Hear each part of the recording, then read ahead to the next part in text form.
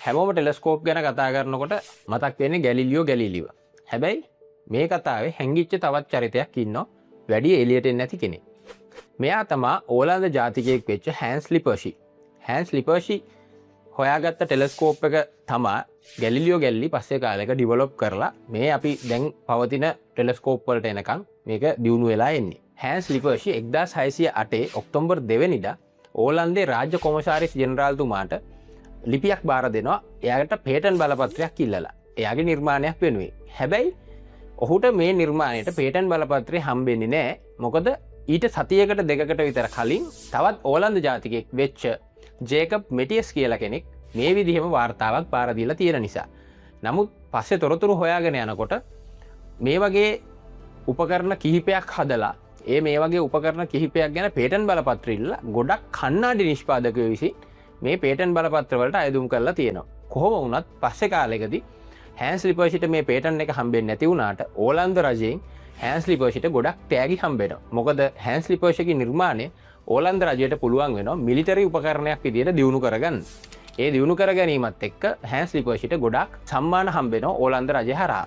මේ ගැන විශේෂයෙන්ම තොරතුරු සඳහන් වෙන තවත් ලිපියක් තියෙනවා. ඒ කාලේ වෙනකොට සියමය. එහෙම නැත්නම් දැන් අපි තායිලන්තයේ කියන රටේ එවකට එනපු රජතුමා වෙච්ච එක්තොත් සෝරට් කියන රජතුමා ඕලන්දෙන් ඉල්ලීමක් කරලා තියෙනවා ඒගොල්ලන්ට තානාපති කාර්යාලයක් ලබලා දෙන්න කියලා. මේ තානාපති කාර්යාලය ලබලා දෙන්න කියලා යවපු රාජතාන්ත්‍රික ලිපිය ඇතුලේ අපේ මේ ලිපර්ෂිගේ ටෙලස්කෝප් එක ගැන සඳහන් කරලා තියෙනවා. මේක 1608 ඔක්තෝබර් මාසේ වෙනකොට මුළු යුරෝපය පුරාම මේ රාජතාන්ත්‍රික ලිපිය පළ වෙලා යනවා ප්‍රසිද්ධ වෙනවා. මේ ප්‍රසිද්ධ වීමත් එක්ක ගොඩාක් විද්‍යාඥයන්ට පොඩි මොටිවේෂන් එකක් හම්බෙනවා මේ නිර්මාණය ගැන. මේකෙදි ඉතාලි ජාතික පවුලෝ සර්පි 1609 ගිම්හාන කාලය වෙනකොට මේ වගේ 6 ගුණයක් ප්‍රබල දුරේක්ෂයක් හදාගන්න පුළුවන් වෙච්ච ඉංග්‍රීසි ජාතිකයෙක් වෙච්ච තෝමස් හැරියට් ඒ වගේම තමයි අපි හැමෝම දන්න ගැලීලියෝ ගැලීලි මේ දුරේක්ෂය තවදුරටත් මොඩිෆයි කරලා හොඳ නිර්මාණයක් බවට පත් කරගන්නවා. ලිපර්ෂි මේ නිර්මාණය කරපු හැටි ගැන කතා කීපයක් තියෙනවා. ප්‍රසිද්ධම කතාව තමයි ලිපර්ෂි කරේ කන්නඩි සාප්පුවක් පවත්වගෙන ගියපු එක.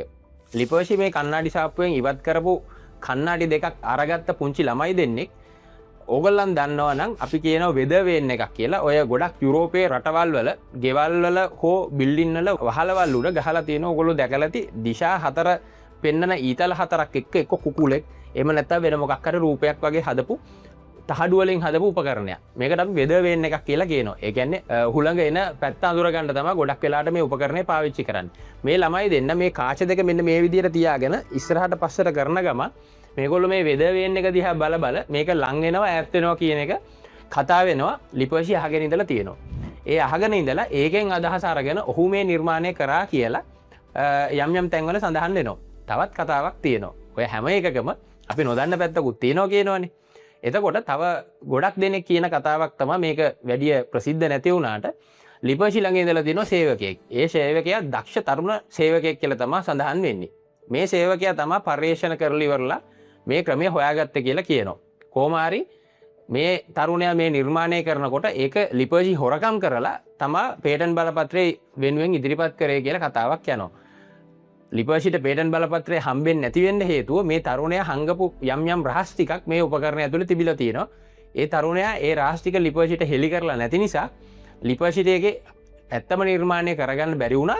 ඒ නිසා තමයි එයාට පේටන් බලපත්‍රය හම්බුන්නේ නැත්තේ කියලා තවත් කතාවක් මේ විදිහට ව්‍යාප්ත වෙලා තියෙනවා. ලිපර්ෂිගේ මුල්ම නිර්මාණය උත්තල කාච දෙකයි. කියන්නේ කොන්වෙක්ස් ලෙන්සස් දෙකක් සහ අවතල කාචයක් කොන්කේව් ලෙන්ස් එකක් තමයි අයිපීස් එක විදිහට පාවිච්චි කරලා එයා පළවෙනි ටෙලස්කෝප් එක හැදුවා කියලා තමයි ඉතිහාසයේ තියෙන්නේ. මොකද උත්තල කාච වලින් රූපය හැම වෙලේම උඩු යටිකුරු වෙලා පේන නිසා ඒක නැවත තියෙන පැත්තටම හරවලා බලන්න ඕන නිසා තමයි අර කොන්වෙක්ස් ලෙන්සස් දෙකක් එක්ක කොන්කේව් ලෙන්ස් පාවිච්චි කරා කියලා ඒ ලිපිවල සඳහන් කරලා තියෙනවා. මේක ඒ කාලේ හඳුන්වලා තියෙන්නේ ලන්දේසි දෘෂ්ටිකෝණ වීදුරුව කියලා. එහෙම නැත්නම් ඩච් පර්ස්පෙක්ටිව් ග්ලාසස් කියලා. පස්සේ කාලෙක ජියෝවානි ඩිම්සියානි ඔහු නිර්මාණය කරලා තියෙනවා සාමාන්‍යයෙන් 3 ගුණයක් විශාල කරලා බලන්න පුළුවන් ඉති දුරේක්ෂයක්. ඒකට තමයි ඉස්සෙල්ලම ටෙලස්කෝප් කියන නම දාලා තියෙන්නේ. ඒ කියන්නේ දුරේක්ෂය කියන නම පටන් අරන් තියෙන්නේ ජියෝවානි ඩිම්සියානිගේ උපකරණයත් එක්ක තමයි. ඔන්න ඔහොමයි අපි දැන් මේ අද කතා කරන දුරේක්ෂයට ටෙලස්කෝප් කියන නම. කැන දුරේක්ෂය කියන නම වැටිලා තියෙන්නේ. ලිපර්ෂිට ගෞරවයක් විදිහට ලිපර්ෂිගේ නමින් හඳේ ක්‍රේට එකක් නම් කරලා තියෙනවා. ලිපර්ෂි ක්‍රේට එක කියලා. ඒක ඕන කෙනෙකුට ඉන්ටර්නෙට් එක සර්ච් කරලා හොයාගන්න පුළුවන්. ඒ වගේම තමයි කුඩා ග්‍රහලෝකයක් වෙච්ච 31යි 33යි 8 කියන ග්‍රහලෝකයක් ලිපර්ෂිගේ නමින් නම් කරලා ලිපර්ෂිට ගෞරවයක් දීලා තියෙනවා. ඒ වගේම තමයි එක්සෝ ප්ලැනට් එකක් වෙච්ච 55 ක්‍රැන්කි D කියන ග්‍රහලෝකයක් ලිපර්ෂිට ගෞරවයක් විදිහට ඒක ලිපර්ෂි ග්‍රහලෝකය කියලා නම් කරලා තියෙනවා. ඉතින් ඔය තමයි අපි දන්න ටෙලස්කෝප් එක ගැන ඉතිහාසය.